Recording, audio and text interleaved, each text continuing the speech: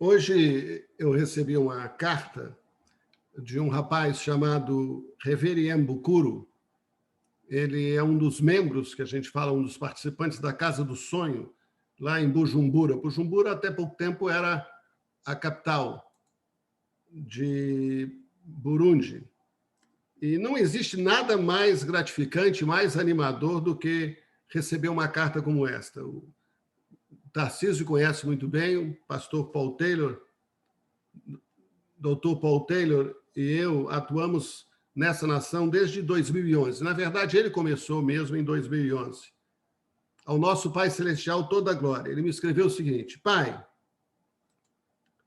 bom dia a partir daqui. Amanhã é nossa cerimônia de formatura. Eu queria que você estivesse aqui, mas sei que não tem como. Espero que seja um grande dia para nós.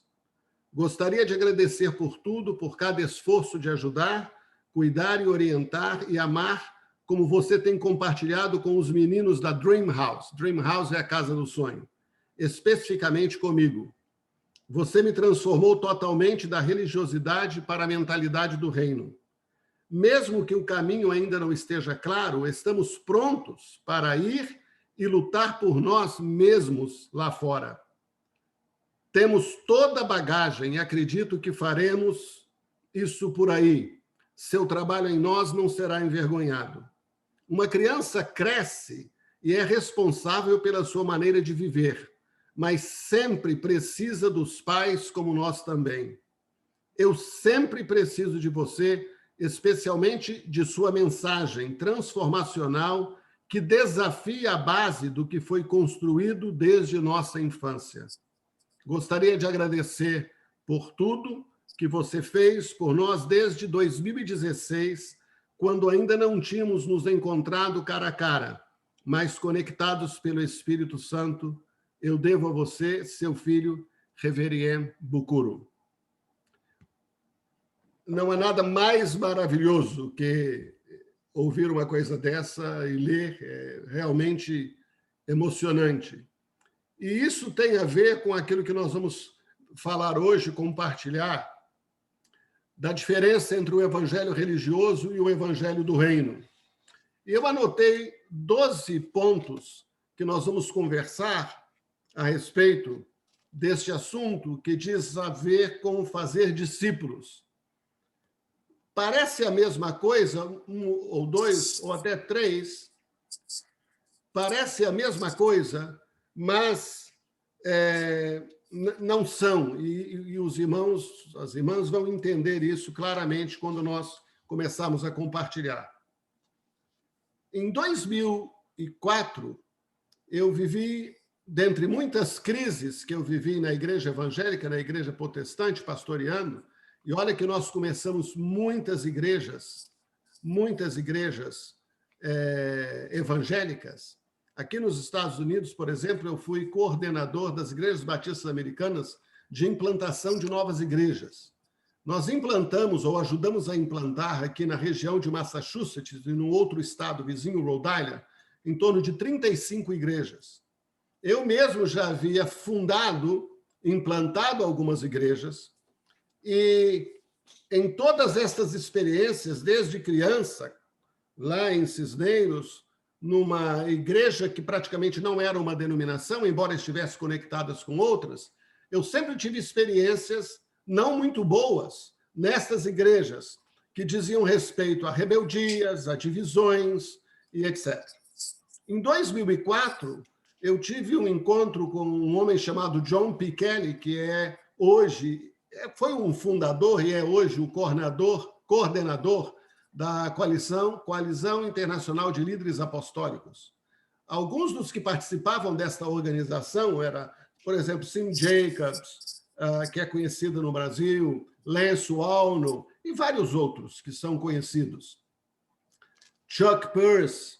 E eu fui conversar com o John Kelly no encontro que nós tivemos aqui em Connecticut, que é outro estado aqui da Nova Inglaterra, e eu disse para ele, eu preciso que alguém me mentorie.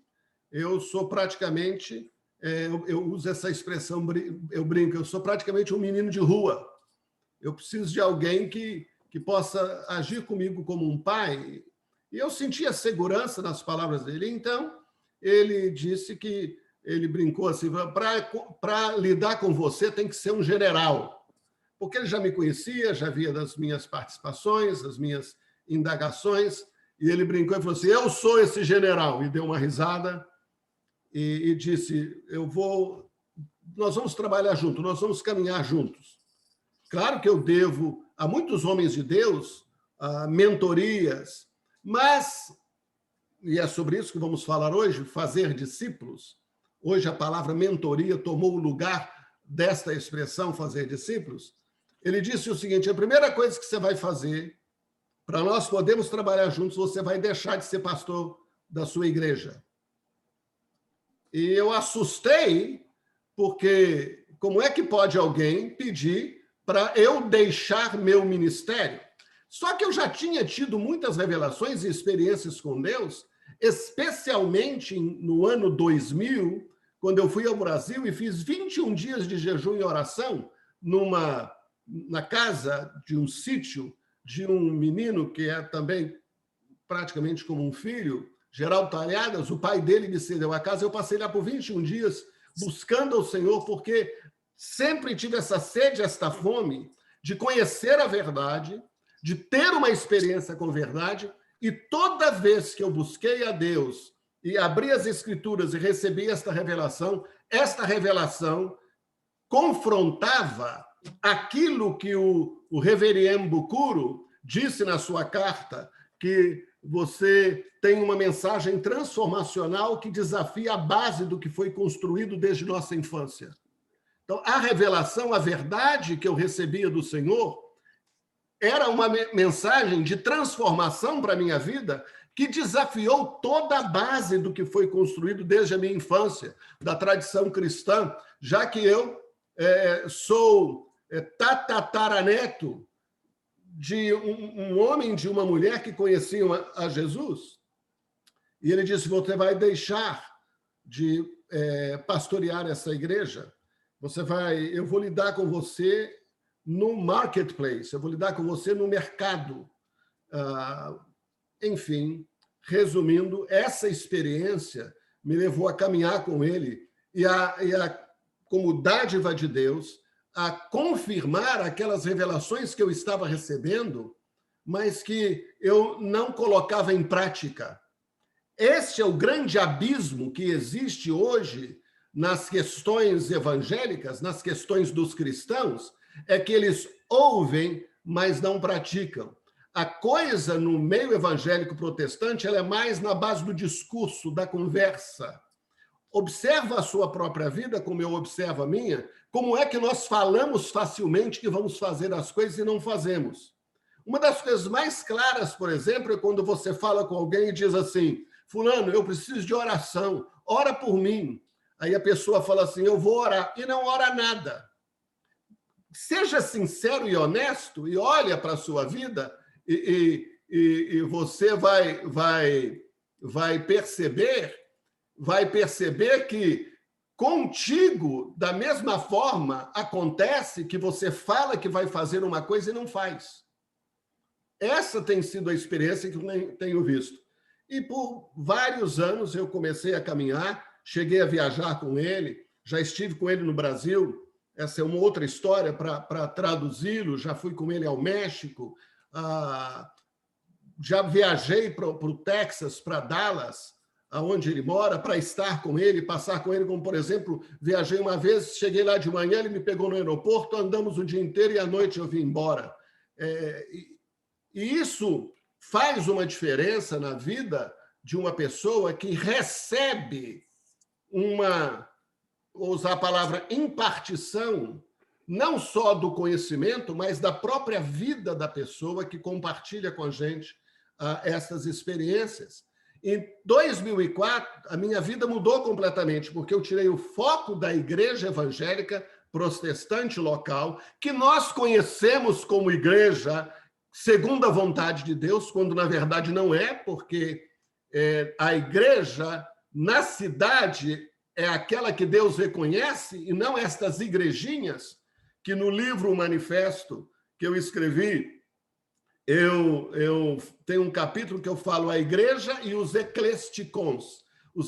A eclesia e os eclesticons. Os eclesticons são as igrejinhas, são as portas que vão se abrindo, que os líderes não têm relacionamento uns com os outros, e eles dizem todos que servem a Jesus e que o pastor é Jesus, mas eles não têm comunhão uns com os outros. Outra coisa que aconteceu na minha vida, por muitos anos eu me dediquei a promover relacionamentos entre pastores. E um dos temas do BMNet, do Brasília Ministers Network, na rede de pastores, ministros brasileiros que nós ajudamos a fundar aqui, não é afundar, não, a fundar aqui nos Estados Unidos, o tema era manifestando a unidade através de relacionamentos. Porque se você já nasceu de novo, se você já foi batizado no corpo de Cristo, se você não é membro da igreja, não é membro individualmente, membro um do outro, como diz Romanos capítulo 12. Individualmente, nós somos membros uns dos outros. Você não é membro da igreja por si só.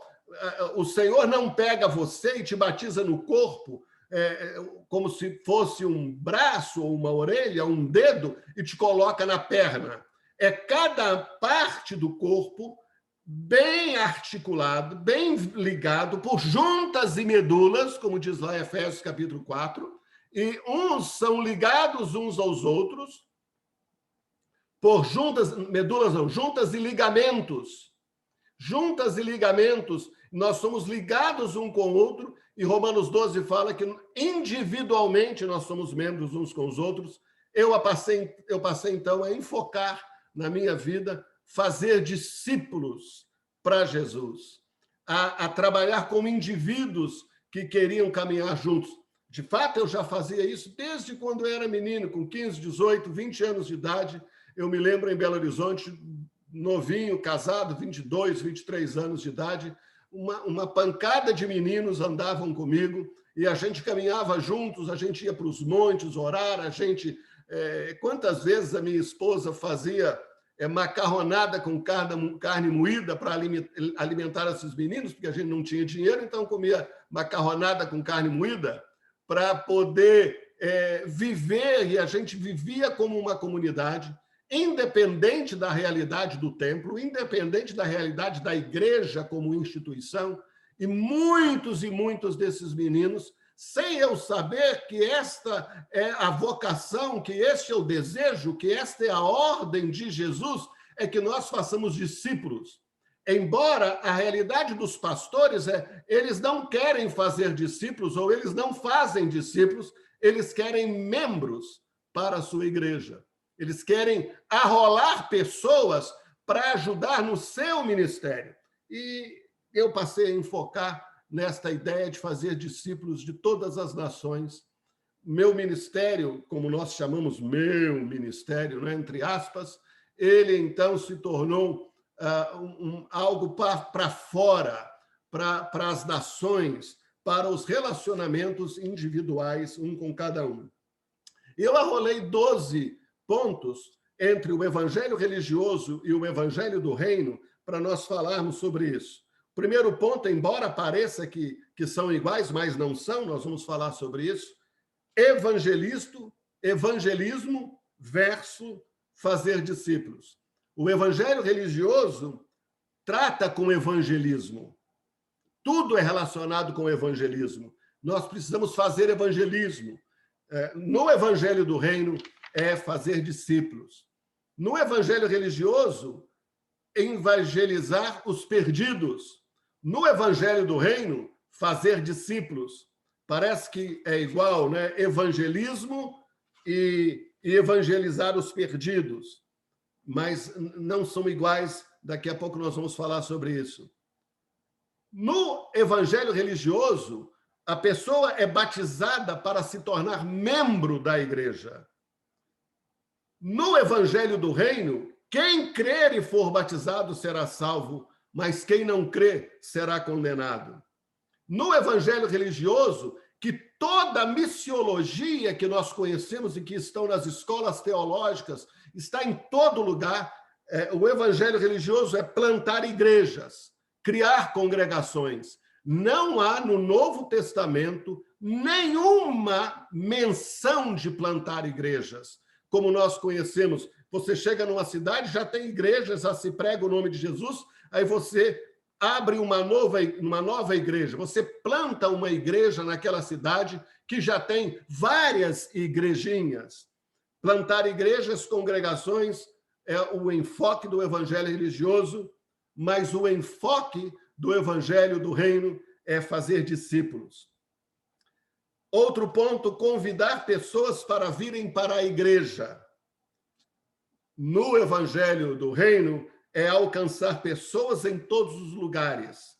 No evangelho religioso, venha. No evangelho do reino, vá, ide, ir. No evangelho religioso, a expressão que nós usamos até hoje, que inclusive cita um provérbio, que se tivermos condição hoje, nós podemos falar sobre isso, é aquela expressão, eu quero ganhar almas.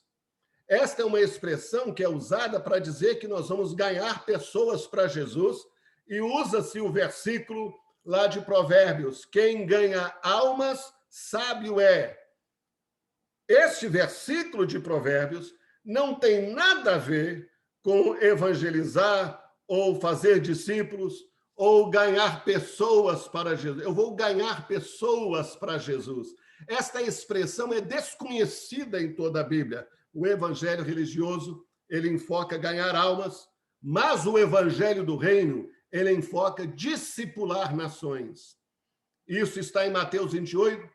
Ide, fazei discípulos de todas as nações. Não é simplesmente discipular indivíduos, pessoas, mas discipular nações inteiras. É isso que nós estamos, por exemplo, fazendo num país chamado Burundi. É isso que temos tentado fazer em Aruba e em alguns outros lugares, em Madagascar, por exemplo. E no Brasil, agora, numa visão nova para nós, para eles, muitos líderes, muitos discípulos de Jesus que têm liderança no corpo de Cristo do Brasil, estão entendendo o que é para discipular nações como, por exemplo, o irmão Cote, o Marcos Cote Borges, que os irmãos devem conhecer, e o Luiz Hermínio está entendendo isso, o Judson de Oliveira está entendendo isso, e muitos outros que eu poderia citar. E o evangelho religioso, ele forma líderes exclusivamente para a igreja. O evangelho do reino capacita as pessoas a se tornarem discípulas do reino na sociedade. O enfoque por dezenas e dezenas de anos é que você prepara o líder, ensina o líder a atuar como líder na igreja. O mais importante, o que é de Deus, o que é sagrado, é que ele se torne um líder na igreja, que ele se volte todo para a igreja, enquanto que o evangelho do reino, o evangelho de Jesus, é capacitar as pessoas a se tornarem discípulos do reino na sociedade. O discípulo religioso enfoca que membros para a igreja. Então, os pastores, os líderes, eles trabalham para edificar o seu ministério, para edificar a sua igreja, para crescer o seu rebanho, para crescer. E todas as pessoas que estão ali na igreja estão ali para ajudar o pastor no seu ministério. Você já ouviu essa expressão muitas vezes. O pastor,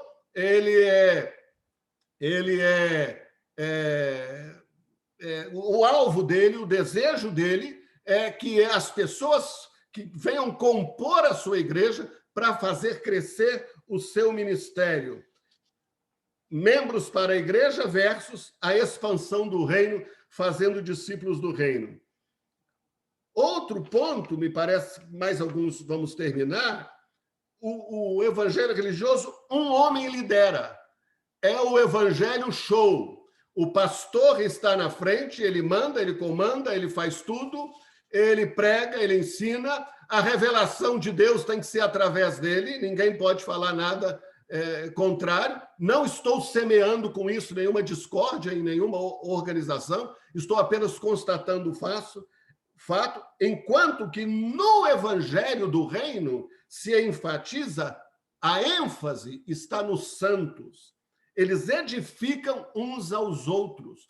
Os salvos, os discípulos, eles edificam uns aos outros. Não é piramidal, é horizontal. E eles servem uns aos outros, e eles vivem uns aos outros. E daqui a pouco nós vamos mostrar aonde é que nós encontramos isso, especialmente. No evangelho religioso, o ministério é feito por pessoas especiais. No evangelho religioso, o ministério é para pessoas que têm dons especiais. O evangelho religioso, a pessoa precisa ter um tal de chamado. Você tem que ter um chamado para ser pastor, um chamado para ser profeta, um chamado para ser evangelista, um chamado. Então, ele se torna uma pessoa especial, ele se destaca acima dos outros porque ele tem uma marca especial e, por causa disso, ele vai atuar na igreja. No Evangelho do Reino, os santos fazem a obra do ministério, é o que nós encontramos em Efésios, capítulo 4. No evangelho religioso, o pastor faz a obra do ministério, o profeta faz a obra do ministério, o evangelista faz a obra do ministério. No evangelho do reino, Efésios 4, diz que os apóstolos, profetas, evangelistas, pastores e mestres, eles preparam os santos, eles treinam os santos, eles equipam os santos para fazerem a obra do ministério. Os pastores não fazem, os pastores bíblicos. O pastor protestante faz a obra do ministério. O pastor evangélico faz o ministério. O pastor evangélico, ele é especial, mas no evangelho do reino, os santos edificam uns aos outros e os santos fazem a obra do ministério. E é aquilo que nós falamos, no ministério, no evangelho religioso, a coisa é a pessoa, eu edifico o meu ministério. Então, o meu ministério vai crescer, o meu ministério vai ser abençoado. Nós, inclusive, usamos essa linguagem uns com os outros e dizemos assim, que Deus abençoe o pastor Tarcísio para que o ministério dele cresça, que o pastor Tarcísio, o ministério dele alcance as pessoas. Misericórdia. Eu usei o Tarcísio porque ele é filho, né? Aí não dá problema, né? Usei no bom sentido, né? Mas no evangelho do reino, o ministério edifica os santos. A ênfase está nos santos. Os santos fazem a obra do ministério. Todos os santos são ungidos. Todos os santos podem orar. Todos os santos podem batizar, meu irmão. Não é só o pastor que batiza. Na Bíblia, todos os santos podem compartilhar a ceia. Aí alguém já me disse, mas você está fazendo isso? Você está minando a liderança destas pessoas que pastoreiam? Isso vai virar bagunça. Interessante, se isso é uma bagunça, foi Cristo que ordenou. Se isso é uma bagunça, foi o Espírito Santo que determinou que fosse assim. Para que você descentralize tudo. Foi isso que o Espírito de Deus fez. Ele descentralizou tudo. Isso você vê, esse problema da centralização é sério, porque quando Deus veio sobre o Espírito de Deus sobre os 70 que foram ajudar Moisés, 2 foram cheios do Espírito Santo que não estava na lista dos 70. E eles ficaram... Não foi a orientação que Jetro deu para Moisés? Isso, o conselho que Jetro deu, é tudo centralizado. Moisés é o Papa, Moisés é o pastor presidente, Moisés é o bispo, Moisés é o superintendente. Não, Moisés, você vai morrer. E aí veio o Espírito sobre esses 70 e eles passaram a cuidar do povo. Ali está a base na congregação, porque a congregação de Israel, a palavra hebraica, kahal, a palavra que traduz a palavra kahal no Novo Testamento é a palavra eclesia. A carral, no que chamamos de Antigo Testamento, é a eclesia do Novo Testamento. A eclesia é a carral. A carral é a congregação do deserto. A igreja, irmãos, não nasceu no dia de Pentecostes. Esta é um ensino errado. A igreja nasceu em Deus. Adão e a sua mulher eram a igreja ali com os filhos. Aí você vê Enoque, você vê Abraão, Isaac e Jacó, você vê a igreja se manifestando, a congregação. Ele disse, onde estiverem 2 ou 3 reunidos no meu nome, aí estou no meio deles. Esta palavra não é palavra, ela não é uma palavra temporal que só vale de Jesus para frente. Onde estiverem 2 ou 3 reunidos no meu nome é uma palavra eterna, que valeu por toda a história, no passado, no presente e no futuro. Então você vê Moisés e os filhos de Deus, a carral, a congregação no deserto, era a igreja. O que acontece com a vinda de Jesus, a morte de Jesus na cruz, e João fala sobre isso, que um dos sacerdotes disse que convinha que alguém padecesse, convinha que alguém sofresse, para que ele pudesse congregar num só corpo o seu povo. O sacerdote disse isso.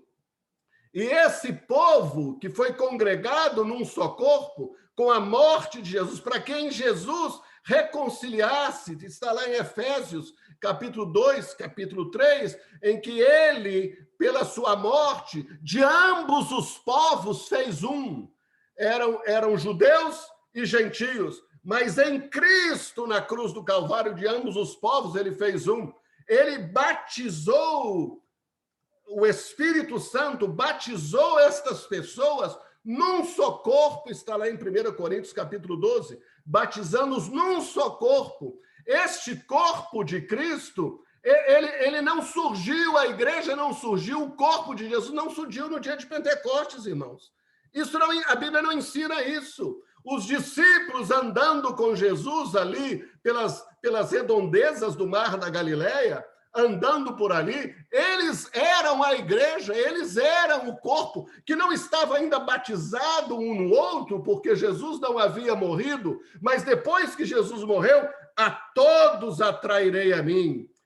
Ele não atrai só, quando ele atrai você e a mim individualmente, eu já falei sobre isso, se alguém quer vir após mim, negue-se a si mesmo, tome a sua cruz e siga-me. Quando você ouve isso, você vem a Jesus para descobrir que você não está sozinho. É por isso que esta onda de que você e a sua esposa e seus filhos são a igreja, sozinho na sua casa, não são, não. A igreja, o corpo de Cristo, é de todos os salvos numa cidade, de todos os filhos de Deus. E todo líder que trabalha para separar os filhos de Deus, a Bíblia diz que Deus o destruirá, está em 1 Coríntios capítulo 3. Porque Deus destrói aquele que divide o seu corpo.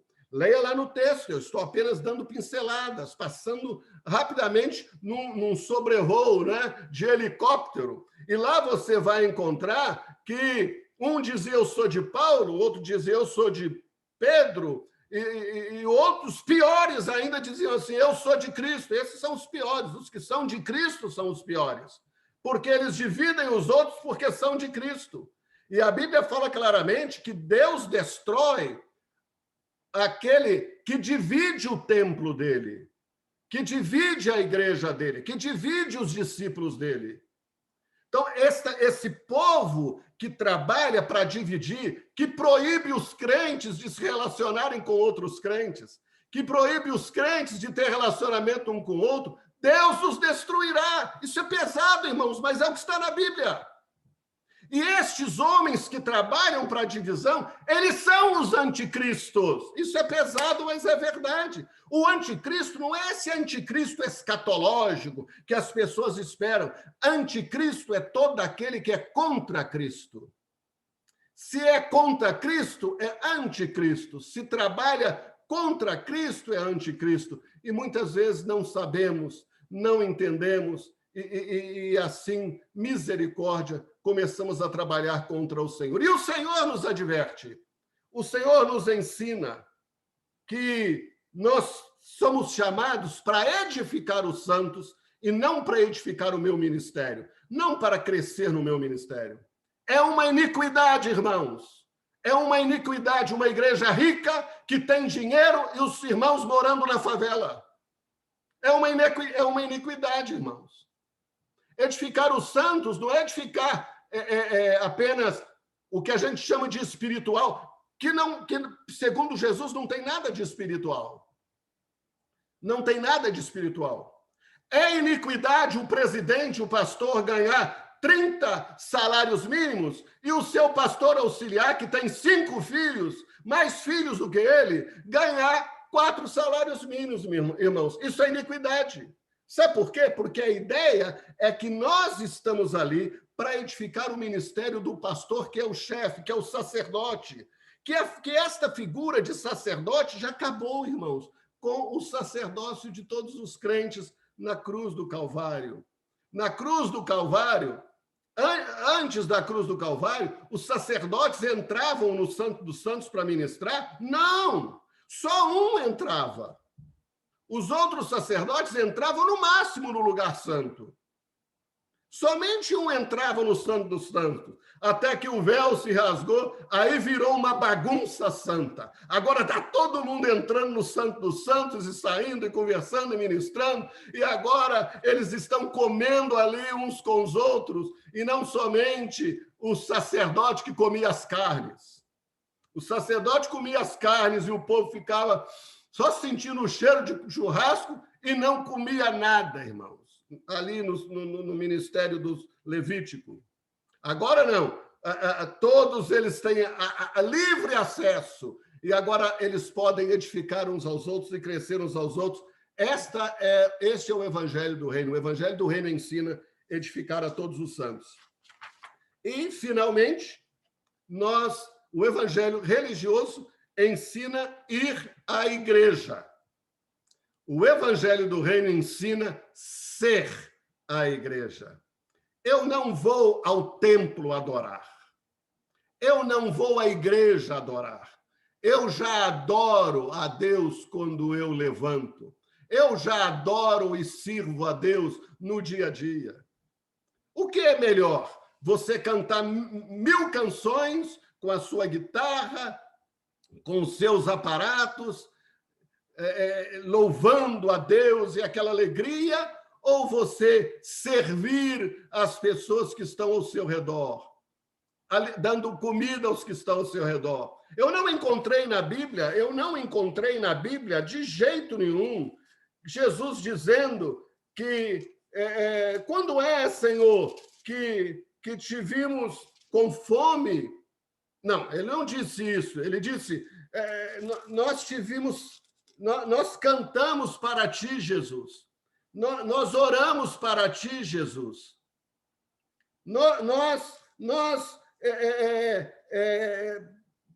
trabalhamos da igreja para ti, Jesus. Não, você vai encontrar ele dizendo claramente em Mateus capítulo 25, ele vai dizer claramente: porque tive fome e me deste de comer.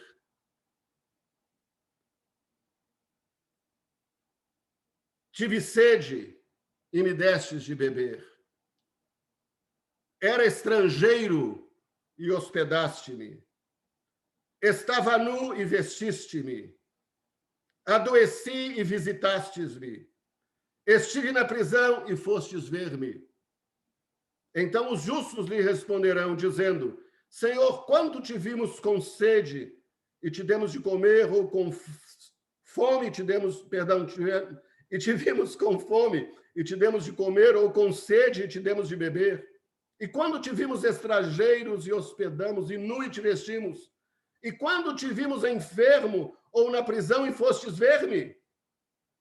E respondendo o rei lhes dirá: em verdade vos digo que quando fizestes a um destes meus pequeninos irmãos, a mim o fizestes.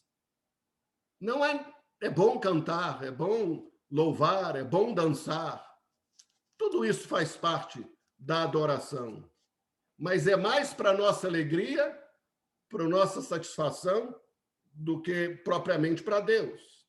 Eu vou dizer por quê. Porque existem músicas que cantam lá que nós não gostamos. E aí nós dizemos assim, eu não sinto a presença de Deus cantando essa música.